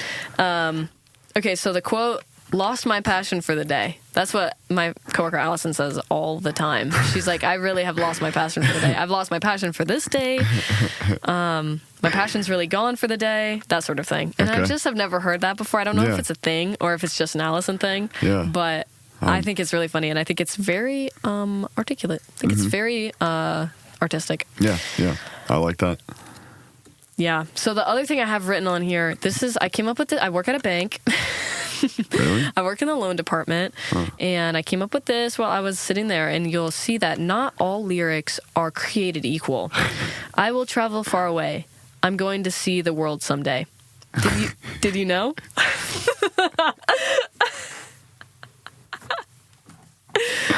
And sometimes you just have to get a little Dr. Seuss rhyme out, Yep. and then you can make it something greater. Yep. And that's really the key to writing songs like me. It goes a crash course. Oh, that's really funny. Good job, Grace. Thank Thanks. you for sharing that. You're welcome. The viewer is cackling right now. Jim, John, and Jom. Jom. Yep. Jim, Jake, and Jom. Who was the third person? Sorry, I forgot your Jom. name. No. Jom was last. It was Jim, Joe, and Jom. That's what it was. Was it Joe? I thought it was John. No, okay, I'm just thinking of Jom. No, it was Yeah, Joe. Jim, Joe, and Jom. Yeah, okay. Okay. You're right. Where can people find your music at? Oh, yeah. I only have music out on SoundCloud, and I only have 3 songs released. But you can listen to them on SoundCloud under Grace McClenathan. That's Please, for the love of all that is holy, spell your last name. McClenathan. And I am open to suggestions on changing that. So please submit your ideas in the comments. Yeah, you know what? I was talking to Jordan. Yeah. I was talking to Jordan and Talon, and we were talking about band names, and he was like, I was thinking about, my mom wanted to name me Moira before I was born. Interesting. And she told it to everybody, and everybody was like, that's a weird name, like, I don't get it. And so she was peer pressured out of calling me Moira. And we looked it up. It's like the Irish version of the name Mary, and it represents destiny. Interesting. And I was like, That's a cool name. And I think it is cool. Moira. Moira. That's hard to say. You nailed it. Moira. Yeah, that's nice. That's nice. Now that you've tested it out. I'm going to shout that at something. Somebody just standing on a cliff over an ocean screaming Moira. The Atlantic Ocean. Yes. On the island of Ireland. Maybe. Yep. Potentially. Yep. Moira. Yeah. That's cool. So we were thinking about that. That was pretty neat. Good job, Jordan's mom. What about Jordan's mom? She came up with the name Moira. No, my mom. What'd I say, bro? What? I said that I was talking to... No, you've lost it. You said Jordan's mom wanted to name him Moira, and then she I don't think I said that. Okay. We have this recorded, but we'll have to listen back. I said my mom wanted to name me Moira, but everybody said it was a weird name, and peer pressure out of naming me that. But I was talking to Jordan and Talon, and we were talking about band names, and I was like, "Oh, my mom wanted to call me Moira," and Jordan and Talon were like, "Oh my gosh, let's look that up. What does that mean?" I thought for sure you said the opposite thing that I said. Weird. I could have. Did I just have a stroke? Do you smell burnt toast? No. I think you're good. Weird. Well, I'm not giving Katie any credit for that. Wow. And you're not going to give her credit for anything in this episode, huh? She had you. You gave my dad props? Oh, yeah. Your dad's great. Whatever. He made half of me. I love your mom. Yeah. Mom, Tom loves you. Yeah, I love you, Katie. Whew. Defending your honor on here, Mom. Always. Yeah, anyway, we're social medias, anything like that. Oh, yeah, sorry. No, Instagram, you're good. McClenathan.Grace. Again, open to name change. So why don't you Spell guys it for the people. Really just slide up and... MCC. Oh, yeah, MCCLENATHAN. Nailed it. And I know. Took a lot of practice. MCC. Yeah, I technically have Facebook. I'm never on Facebook. I don't use Facebook. I also technically have a Snapchat. Never going to see you on there. Don't follow me on there. Yeah. Don't message me on there. I hate Snapchat, bro. That's a weird world. Also, what am I supposed to do with music on Snapchat? Why did I even bring that up? I mean, you can find me at my house. I'm not going to give you the address to that, though. Don't do that, please. And, yeah, what else? Oh, my phone number? No. Mother's maiden name. Last four of my social. Birth date. Yeah, it's pretty much SoundCloud right now. And Instagram, I post a lot of work in progress or covers. Yeah. I shouldn't say a lot. I will post. You really don't post occasionally. Enough. Okay. Thanks, Tom. You could be posting. You and an acoustic. Just play. I know. It seems so easy. Yeah. Just do it. What are you doing? It's like when the camera's on me, I start getting like bad at guitar. Well, stop that. Just don't do it enough. That's probably true. Yeah. Okay. Well, I will in the future be posting more songs. How about that? Good. Yep. Peer pressure into it. Thank you. Yeah. Everybody, comment down below. Please comment down below telling Grace to get better her at posting together. More reels of her playing music. Yeah. Do it. Harass the crap out of her. More reels. Music. More reels, Moira. Moira. Moira. Anything else, Grace? I think that should wrap it up. Yeah. Katie and Phil, we love you. I love you, Mom and Dad. I love you, Tom. Blair. I love you, Mikey, Rob. Hadley, we love you. Yeah, whatever. Sorry, I love you guys. I really want a snack. And I hope you guys save me pizza, because that's where I'm going after this. To their house for pizza? Yeah. Hey, do you want to come? Oh, I would if we weren't. I'm going over Mallory's mom's house. I think we're having pizza over there. Oh. Otherwise, I would absolutely come over. That would have been awesome. I know, right? That would have been perfect. Oh, man. Well, tell Gretchen I said hi. Okay, we'll tell Gretchen. Okay. Yeah, we're supposed to be playing board games and stuff. I can't be on that. I gotta go there. Okay. So, okay, I understand. I understand. You. Oh, yeah. That would be really fun, though. Oh, yeah. We need to come over sometime. It's been a minute. Yeah, well, we're having it at Blair's house too, and you guys haven't seen it. Oh no. Yeah, no, we helped both you did. move. Yeah. Literally. Yeah, literally. My bad. Good night. This has been another episode of the Open Mic Podcast with me, your host, Tom Hirst, brought to you by Richland Source Newsroom After Hours. Today, we're going to be sponsored by Old Soul Vintage Clothing and Attire Records. Not even the name. Whatever. Old Soul Vintage Attire and Records. Whatever. Fake fan. I don't remember details like that. And Lee, because Lee is downstairs, Yeah, Potent I'm Studios. We love you, Lee. Love you, Lee. Third Cup Tea, Third Cup Tea, shout out to them. Braxton. We love you, Braxton. Go check them out.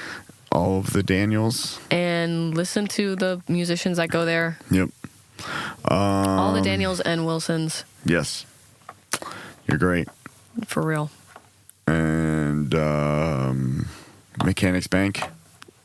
Yeah. Sponsoring us. Sponsoring my salary, bro, my wage income. Yep. Thank you for paying Grace her way through biology college. Yeah, seriously. For her It's been a Wolf major Girl contributor. fantasies. All right. Mansfield High is the greatest city in the continental U.S. Peace.